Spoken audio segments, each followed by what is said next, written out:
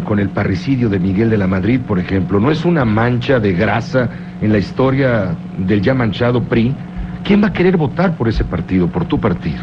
Mira, yo creo que no conozco el tema en sí, conozco lo que ha salido publicado, lo que ha salido publicado, lo que conocemos todos, y realmente no hay una aportación concreta a algo que no hubiera sido comentado, platicado en café, en columnas políticas. Lo que pasa es que ahora tiene nombre y apellido, tiene voz. Esa es la parte que hace la diferencia.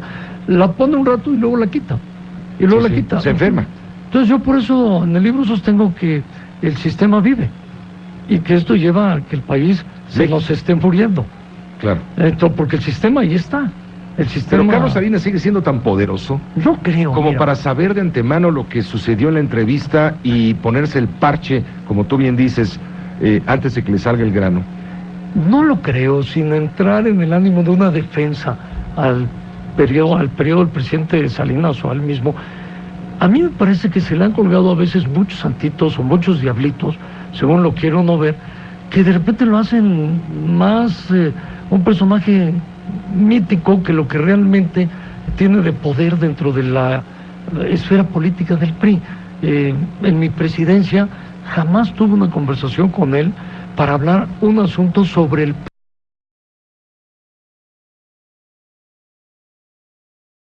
PRI, sobre tomar cierta cautela en la afirmación de qué tanto poder puede tener el presidente Salinas dentro del propio partido hoy en día. Pues tuvo el poder de callar y de enfermar y casi de llamar loquito a un expresidente.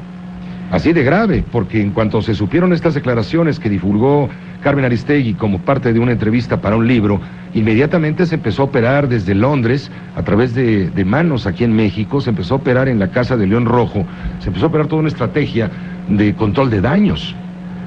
Fue Emilio Gamboa, que fue secretario particular de Miguel de la Madrid, fue Francisco Rojas, que fue el director de Pemex, en fin, a tratar de convencer a don Miguel de que dijera que estaba mal o que estaba enfermo y que lo que dijo pues estuvo mal dicho. Eso es gravísimo, ¿no? Le hicieron un parricidio, sin mencionar la presión contra los hijos directamente. Yo creo que es un sistema caníbal. Es un sistema voraz, como lo dice el libro del despojo. Una piraña voraz. Así dice el libro, una piraña voraz que carcome, que destruye lo que está ahí, porque son intereses creados los que existen, que no fácilmente se dejan vencer. Lo hemos visto cuando se han intentado reformas, cómo el sistema mismo se sostiene. Un poco la presencia y la muerte de Luis Donaldo Colosio, que quería la reforma del poder, obedeció a esto. Entonces vemos que el sistema hoy en día sigue vigente. Vemos cómo Manuel Espino habla de su partido, vemos cómo Javier Corral habla de su partido, o cómo en el PRD también existe una serie de descalificaciones de porque Andrés Manuel apoya o no apoya al PT y a Convergencia en sus candidatos.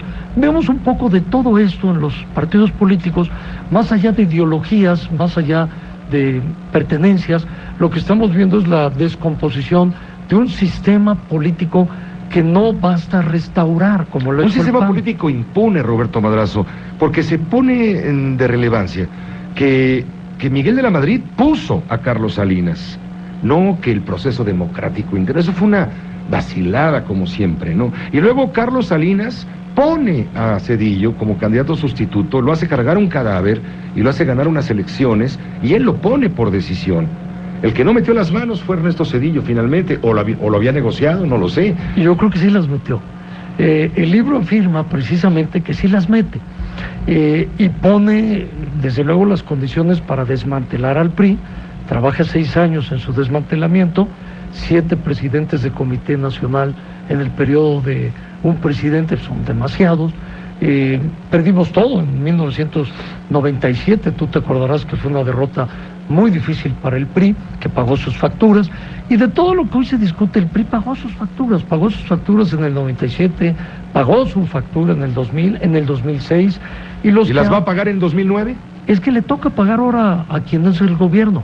El gobierno es ahora presidido por Acción Nacional, ya es una década, no es de un día para otro que pedimos cuentas. Prácticamente tienen 10 años en la presidencia de la República, del 2000 al 2009, estamos hablando de 9 años, y no hay una rendición de cuentas. Entonces, si bien Zedillo empuja a Fox, Zedillo lo empuja por rencores, por revanchas, por odios, y Fox lo hace por impunidad, por proteger su impunidad, por el despojo a 4 manos que habían hecho Marta Sagún y Vicente Fox en muchos momentos de su administración. Y el presidente Calderón lo que está haciendo es proteger la impunidad. Por eso, cuando vemos al auditor superior de la Federación, a Arturo González de Aragón, cuando dice que en este gobierno se pueden mejorar las condiciones del gasto corriente y aclarar cómo orientar de mejor manera 750,000 millones de pesos, no es una cifra menor. No. Estamos hablando de un dato del auditor superior de la Federación que dice hay opacidad en el control de Pemex, y esto nos recuerda a otros momentos. Decía López Obrador en su momento que se podía recortar 100,000 millones de pesos del presupuesto. Me pareció escandaloso. Pues tú dices 750,000, bueno, no lo dices tú, lo dice la Auditoría Superior de la Federación. Que se pueden reorientar, se pueden manejar de otra manera. Momento de la vida nacional, Pepe, es muy complicado en la vida económica. Lo comentábamos en el corte, no tiene muchas salidas el gobierno, y una manera de hacerlo es recurrir a los impuestos, pero ¿será la mejor vía? Es lo que yo me pregunto. No tenemos otras alternativas para lograr el desarrollo social, porque nos hemos quedado... Si tú fueras el presidente, ¿qué alternativa tendrías? Si hay 3 caminos: la deuda, el recorte presupuestal o mayores impuestos. Y ellos ya optaron un poco por la deuda. Si recordamos esta deuda, claro, que le piden al banco y que está financiando, que le ha dado estabilidad. O los 3, una combinación de los 3, ¿no? Es una combinación, sí. Yo creo que es como tú lo visualizas, una combinación de los 3. Está en marcha ese modelo económico, pero tiene una piedra, que nos vamos a volver a tropezar con la misma piedra, Pepe.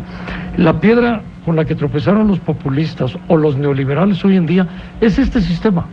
Mientras este sistema no cambie, este sistema va a hacer que se atore cualquier modelo. Pero tiene forma de cambiar el sistema. Sí, el otro día hablábamos con Héctor Aguilar Camín. Nexos convocó a los líderes de los 3 partidos grandes a una mesa redonda que se llama Coincidencias y Disidencias o Diferencias, algo por el estilo. Y Héctor, es más, creo que lo escribe hoy en su periódico Milenio. Dice, después de oír a Jesús Ortega, a Beatriz Paredes, a Germán Martínez, llegamos a la conclusión de que el país, lo gobierne quien sea, va a seguir el mismo rumbo si no se cambia el sistema desde abajo. Sindicatos, corporativismo, es decir, ciertas cuestiones que ya no van con la modernidad y que no son capaces de enfrentar ya no digamos el futuro, el presente. Así es. Y entrando en ese tema del corporativismo, que es muy puntual, en lo que tú apuntas y señala Héctor Aguilar Camín, lo que ha hecho el PAN es restaurar el sistema en base a los intereses de ese corporativismo. Vimos cómo se arrebataban al líder del sindicato del Seguro Social, primero el PRD, luego el PRI.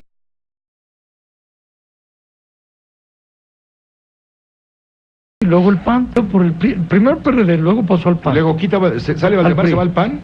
Sale Valdemar y se fue al PAN. Se va al PAN. Y entonces dejan un hueco. Sí. Se lo iban a dar a Heriberto Galindo y no se lo dieron.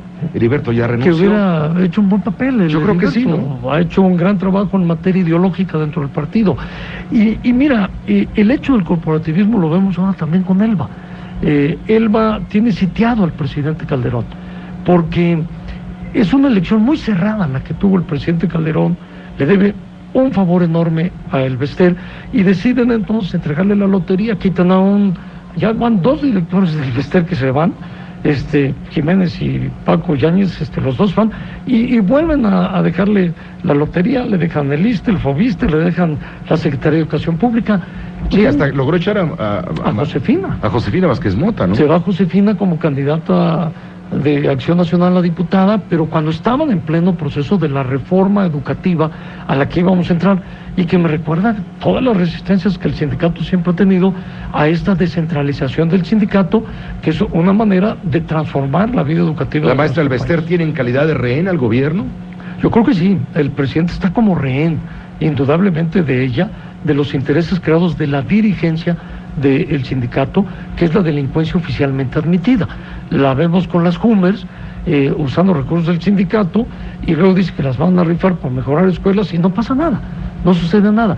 Y esta delincuencia oficialmente admitida, que es parte, como la venta de Banamex por Roberto Hernández, en donde no pagaron 3,000 millones de